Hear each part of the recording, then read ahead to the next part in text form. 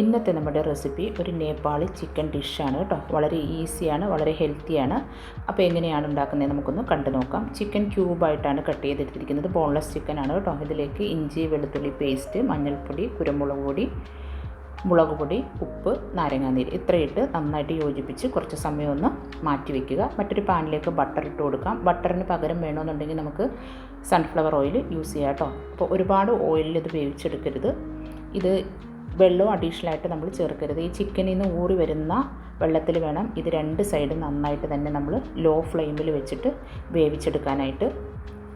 ഇപ്പോൾ ഇത് രണ്ട് സൈഡും ഒന്ന് തിരിച്ചിട്ട് കൊടുത്തിട്ടുണ്ട്. ഒന്നുകൂടെ അടച്ച് വെച്ചിട്ട് നമുക്ക് വേവിച്ചെടുക്കാം. അപ്പോൾ ഇത് വെന്ത് വന്നു കഴിഞ്ഞിട്ടുണ്ടെങ്കിൽ നമ്മളൊരു വേറൊരു പാത്രത്തിലോട്ട് ഇത് മാറ്റി വയ്ക്കാം. നമ്മൾ മിക്സ് ചെയ്യുന്നത് ഏത് ബൗളിലാണോ ആ ബൗളിലോട്ട് വേണം കേട്ടോ ചിക്കൻ മാറ്റി കൊടുക്കാനായിട്ട്. അപ്പോൾ ഇതൊന്ന് തണുക്കാനായിട്ട് ഇരിക്കട്ടെ. ഇനി നമുക്ക് വേണ്ടത് മറ്റൊരു പാനിലോട്ട് ഒരല്പം ബട്ടർ ഇട്ട് കൊടുക്കുക. ഇതിലേക്ക് ചെറുതായി അരിഞ്ഞ വെളുത്തുള്ളി ഒന്ന് മൂത്ത് വരുമ്പോൾ അതിലേക്ക് മഞ്ഞൾപ്പൊടി, എരിവിനനുസരിച്ച് മുളക് പൊടി കൂടെ ഇട്ട് കൊടുത്തൊന്ന് മൂപ്പിച്ചെടുക്കുക. ഇനി നമുക്ക് വേണ്ടത് തൈരാണ് കേട്ടോ. അധികം പുളിയില്ലാത്ത തൈര്, ഒരല്പം ഉപ്പിട്ടൊന്ന് ഉടച്ച് വെക്കണം. ആ തൈരിലോട്ട് വേണം ഇപ്പം നമ്മൾ ചേർത്ത വെളുത്തുള്ളിക്കൂട്ട് ഇട്ട് കൊടുക്കാനായിട്ട്. അതും ചേർത്ത് ഈ തൈര് നന്നായിട്ട് മിക്സ് ചെയ്ത് യോജിപ്പിച്ച് മാറ്റി വയ്ക്കുക.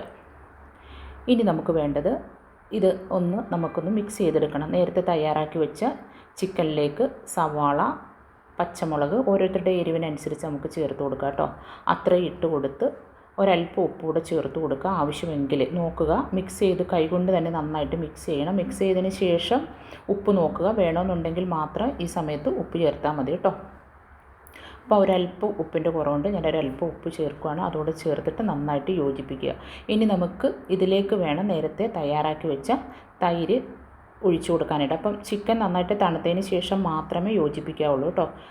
തൈര് കൂടെ ഒഴിച്ചു കൊടുക്കുക. തൈര് കൂടെ ഒഴിച്ചു കൊടുത്തതിന് ശേഷം നന്നായിട്ട് യോജിപ്പിച്ചെടുക്കുക. ഇത് നല്ലൊരു ഹെൽത്തിയാണ്, വളരെ ഈസി ആയിട്ട് തയ്യാറാക്കാൻ